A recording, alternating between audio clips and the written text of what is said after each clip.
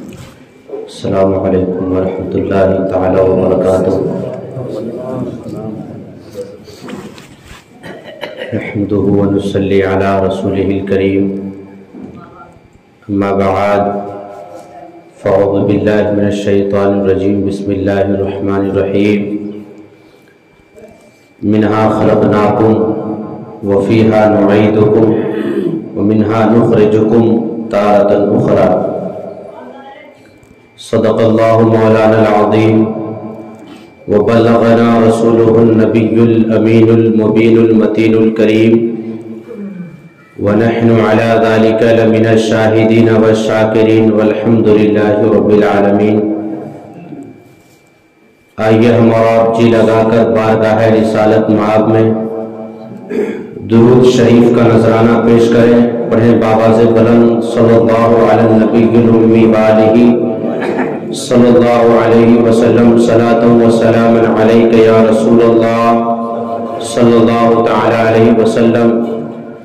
آئیے ایک مرتبہ نبی اور آل نبی پر بآواز بلند درود شریف پڑھیں۔ الصلاۃ والسلام علیک یا رسول اللہ، الصلاۃ والسلام علیک یا حبیب اللہ، الصلاۃ والسلام علیک یا نبی اللہ، الصلاۃ والسلام علیک یا رسول اللہ صلی اللہ تعالی علیہ وسلم۔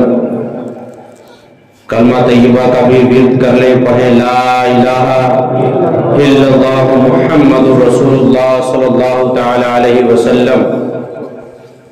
محترم حضرات،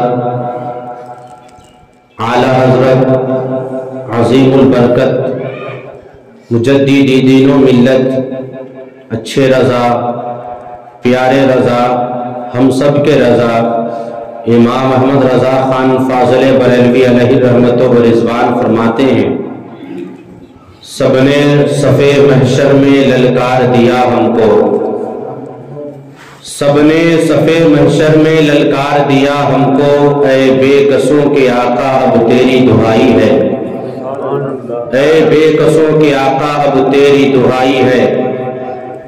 مجرم کو نہ شرماؤ احباب کفن ڈھک دو، منہ دیکھ کے کیا ہوگا پردے میں بھلائی ہے، منہ دیکھ کے کیا ہوگا پردے میں بھلائی ہے۔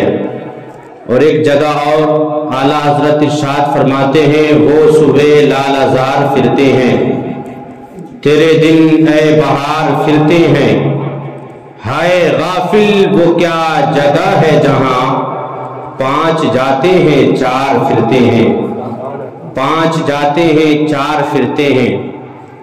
کسی شاعر نے موت کو یاد دلاتے ہوئے، جو حضرات موت سے غفلت اختیار کر چکے ہیں، ان کو یاد دلاتے ہوئے کیا ہی اچھا شعر لکھتے ہیں کہ ڈرتا ہوں موت سے مگر مرنا ضرور ہے، ڈرتا ہوں موت سے مگر مرنا ضرور ہے، لرزتا ہوں کفن سے مگر پہننا ضرور ہے، ڈرتا ہوں موت سے مگر مرنا ضرور ہے، لرزتا ہوں کفن سے مگر پہننا ضرور ہے، اور ہو جاتا ہوں غمگین جنازے کو دیکھ کر، لیکن میرا جنازہ بھی اٹھنا ضرور ہے، لیکن میرا جنازہ بھی اٹھنا ضرور ہے۔ اور ہوتی ہے کپ کپی قبروں کو دیکھ کر، ہوتی ہے کپ کپی قبروں کو دیکھ کر، پر مدتوں اس قبر میں رہنا ضرور ہے، پر مدتوں اس قبر میں رہنا ضرور ہے۔ محترم حضرات، اللہ تبارک و تعالی قرآن مجید میں ارشاد فرماتا ہے، منہا خلقناکم وفیہا نعیدکم ومنہا نخرجکم تارۃ اخری۔ اللہ ارشاد فرماتا ہے، اے لوگو، ہم نے تمہیں اسی مٹی سے پیدا فرمایا اور دوبارہ اسی مٹی میں لوٹائیں گے، اور قیامت کے دن دوبارہ اسی مٹی سے پیدا فرمائیں گے۔ اللہ تبارک و تعالی انسان کے بارے میں فرما رہا ہے کہ انسان خاک سے بنا ہے، اس لیے انسان کو خاکی کہا جاتا ہے۔ فرشتے نور سے بنے ہیں اس لیے فرشتے کو نوری کہا جاتا ہے. جنات نار سے بنے ہیں اس لیے جنات کو ناری کہا جاتا ہے. اللہ تبارک و تعالیٰ نے دنیا میں انسان کی پیدائش کا جو سسٹم رکھا ہے، سسٹم میں آپ کہیں بھی مٹی نہیں دیکھیں گے، آپ کو کہیں بھی مٹی نظر نہیں آئے گی. مگر آخرکار انسان پیدا ہوا کیسے؟ تو چند قطروں سے. جب باپ کے پیٹ سے ماں کے پیٹ میں جو پانی جاتا ہے، وہ پانی پر 40 دن کا زمانہ گزرتا ہے تو وہ پانی خون بن جاتا ہے. جب خون پر 40 دن کا زمانہ گزرتا ہے تو وہ خون گوشت کا لتھڑا بنتا ہے. جب گوشت کے لتھڑے پر 40 دن گزرتا ہے تو اللہ تبارک و تعالیٰ کی طرف سے ایک فرشتے اس پہ مقرر ہوتے ہیں اور انسانی شکل و صورت کو بناتے ہیں، انسان کے ہاتھ پیر کو بناتے ہیں، انسان کے تمام اعضاء کو بناتے ہیں. جب 9 مہینہ پورا ہو جاتا ہے تو ہنستی کھیلتی ہوئی ماں کی گود میں ایک زندگی آ جاتی ہے. اللہ فرما رہا ہے منہا خلقناکم، ہم نے تمہیں اسی مٹی سے پیدا فرمایا، وفیہا نعیدکم، اور دوبارہ تمہیں اسی مٹی میں لوٹائیں گے، ومنہا نخرجکم تارۃ اخری، اور قیامت کے دن دوبارہ اسی مٹی سے پیدا فرمائیں گے. محترم حضرات، ہمیں انسان کی پیدائش کے سسٹم میں خون نظر آیا، پانی نظر آیا، گوشت کا لتھڑا نظر آیا، انسان کی شکل و صورت نظر آیا، مگر کہیں بھی مٹی نظر نہیں آئی. انسان کا پہلا مرحلہ پانی ہے، دوسرا مرحلہ خون ہے، تیسرا مرحلہ گوشت کا لتھڑا ہے، چوتھا مرحلہ انسان کی شکل و صورت ہے. انسان کا تجربہ بھی یہی کہتا ہے کہ انسان خون اور پانی سے پیدا ہوا ہے. انسان کا مشاہدہ بھی یہی کہتا ہے کہ انسان خون اور پانی سے پیدا ہوا ہے. میڈیکل سائنس بھی یہی کہتی ہے کہ انسان خون اور پانی سے پیدا ہوا ہے. مگر اللہ کہہ رہا ہے منہا خلقناکم، ہم نے تمہیں اسی مٹی سے پیدا فرمایا، ومنہا نخرجکم وفیہا نعیدکم، ہم نے تمہیں دوبارہ اسی مٹی میں لوٹائیں گے، منہا نخرجکم تارۃ اخری، اور قیامت کے دن دوبارہ اسی مٹی سے پیدا فرمائیں گے. جب آپ مٹی دینے جاتے ہیں تو یہ دعا پڑھ کے مٹی دیتے ہیں.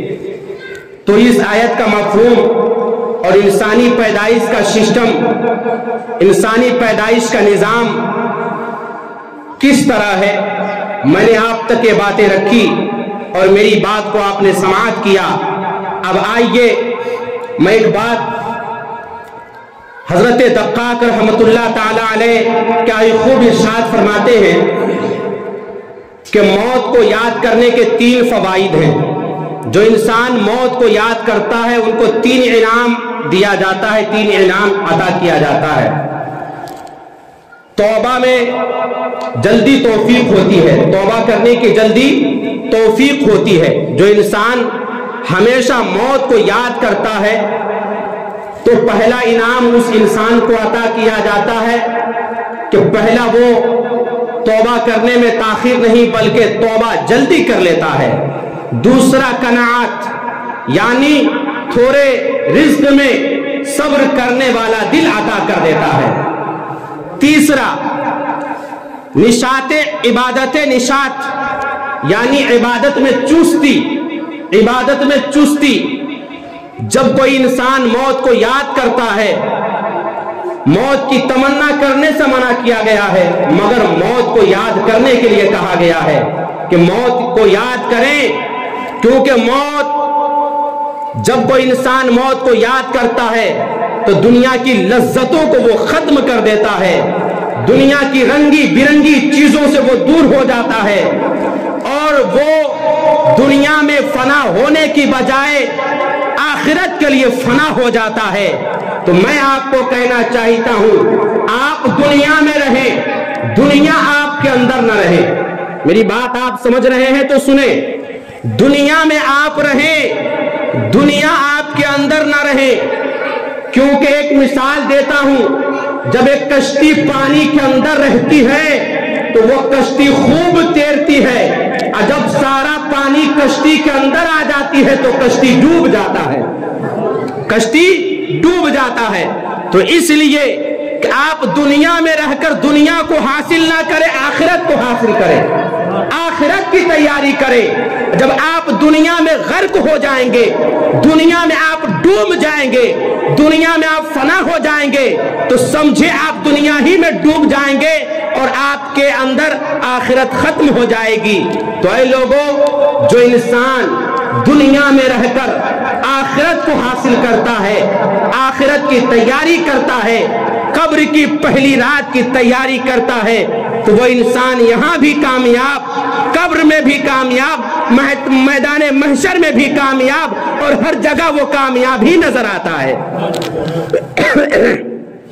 तो आज हम और आप मौत से गफलत बरत रहे हैं, मौत की याद से हम दूर हो चुके हैं। मगर मैं आपको कहना चाहूंगा कि आप जनाजे को भी देखे होंगे, आप मुर्दे को नहलाते हुए भी देखे होंगे, आप कब्र को भी देखे होंगे। क्या देखने के बाद डर पैदा नहीं होता? मुर्दे को देखने के बाद आपका दिल नहीं कांपता? आपके जिस्म में कपकपी तारी नहीं होती? मैं अपनी बाप की बोली नहीं बल्कि किताब और कुरान की बोली बोलने जा रहा हूं। इसलिए आज हम अपने आंखों से देखते हैं कि आज पहले के जमाने में जब किसी का जनाजा उठता था तो कई दिन तक घरों में चूल्हे तक नहीं जलते थे और लोग उस सोग में रहते थे कि आज हमारी तरह उसने जिंदगी पाई है और आज अपनी जिंदगी को खत्म करके, अपनी सांस को खत्म करके, दुनिया को अलविदा कह के आखिरत की तरफ चल गया है। इससे हमें सबक सीखनी चाहिए कि दुनिया कुछ भी नहीं है, दुनिया एक फानी चीज है। जैसा कि अल्लाह का फरमान है, कुल्लु मन अलैहा फान व यबका वजहु रब्बिका जुल जलाली वल इकराम। अल्लाह का फरमान इरशाद है कि दुनिया की जितनी चीजें हैं सब के सब फना हो जाएंगे, बाकी रहने वाली जात खुदा और रसूल की है। तो क्यों हम दुनिया में डूबे हुए हैं? क्यों हम दुनिया के लिए मर रहे हैं? आज कोई इंसान एक झोपड़ी में भी रहता है और दूसरा इंसान 3 मंजिला में भी रहता है, तो 3 मंजिला वाले को भी उस मंजिल को छोड़ना पड़ता है और झोपड़ी में रहने वाले को भी झोपड़ी छोड़ना पड़ता है। एक बुजुर्ग पूरी जिंदगी भर किराए के घर में रहते थे। किसी शख्स ने पूछ दिया कि बाबा अपना जाती घर क्यों नहीं बना लेते आप? किराए के घर में आप कब तक रहेंगे? तो बुजुर्ग का जवाब सुने आप। बुजुर्ग क्या ही खूब जवाब देते हैं कि शख्स तुम कह रहे हो कि मैं अपना जाती मकान बना लूं, मैं अपना जाती घर बना लूं, तो सुनो, इस किराए में मैं चंद रुपया देकर इसमें भी मेरी जिंदगी गुजर रही है और अपना जाती मकान बनाऊंगा उसमें भी मेरी जिंदगी गुजरेगी। इसको भी छोड़ना पड़ेगा, उसको भी छोड़ना पड़ेगा, तो मैं अपना जाती मकान क्यों बनाऊं? जो वक्त, जो टाइम, जो लम्हा अपने जाती मकान बनाने में खर्च करूं, वही वक्त अल्लाह की इबादत के लिए खर्च क्यों न कर लूं? कुरान की तिलावत करने के लिए खर्च क्यों न कर लूं? अल्लाह और उसके रसूल को राजी करने के लिए खुश क्यों न कर लूं? तो वो बुजुर्गाने दीन थे, उस टाइम के बुजुर्गाने दीन। अभी भी बहुत ऐसे बुजुर्गाने दीन इस धरती पर मौजूद है। हमारी जिंदगी और उनकी जिंदगी में आसमानों और जमीन का फर्क है। हम और आप दुनिया के लिए जीते हैं, हम और आप दुनिया के लिए मरते हैं, दुनिया में शोहरत के लिए, दुनिया में नाम कमाने के लिए, दुनिया में दौलत जमा करने के लिए, दुनिया में मकान बनाने के लिए।